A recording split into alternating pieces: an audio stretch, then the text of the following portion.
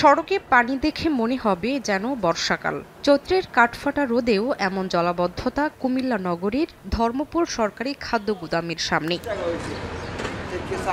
খাদ্য গুদাম কর্তৃপক্ষ জানায়, প্রতিষ্ঠানটির এক পাশে ঢাকা চট্টগ্রাম রেল লাইন এবং অন্য পাশে সিটি কর্পোরেশনের উঁচু ড্রেন থাকায় এখানকার পানি যেমন বের হতে পারে না, তেমনি মাঝে মাঝে ড্রেনের পানি উপচে ভেতরে চলে আসে। জলাবদ্ধতার কারণে খাদ্য গুদামে মালামাল ওঠানামা নিয়ে দুর্ভোগ পোহাতে হয়। আবার ভবনের বাইরে পানি থাকায় গুদামে মজুতকৃত পণ্য বেশি দিন রাখা যায় না। জলাবদ্ধতা নিরসনে ২০২২ সালের ৪ এপ্রিল জেলা প্রশাসনের পক্ষ থেকে কমিটি করে ১০টি সুপারিশ দেওয়া হয়, তবে ৩ বছরেও তা আলোর মুখ দেখেনি। গুদামের চতুর্দিক দিয়ে পানি, এমন জায়গা বাদ নাই যে পানি নাই। গাড়ি একটা যদি ঢুকে ৩ ঘন্টা লাগে ওই গাড়ি ওই জায়গা থেকে বাড়ি আইতে।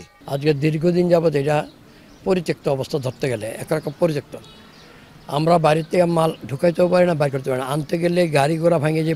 রাষ্ট্রের এমন গুরুত্বপূর্ণ প্রতিষ্ঠানের মধ্যে জলাবদ্ধতার কারণে মজুতকৃত খাদ্যের গুণগত মান নিয়ে শঙ্কার কথা জানালেন খোদ খাদ্য নিয়ন্ত্রক। আর আগামী বছরের আগে বিষয়টি সমাধানের পথ নেই বলে জানিয়েছে সিটি কর্পোরেশন।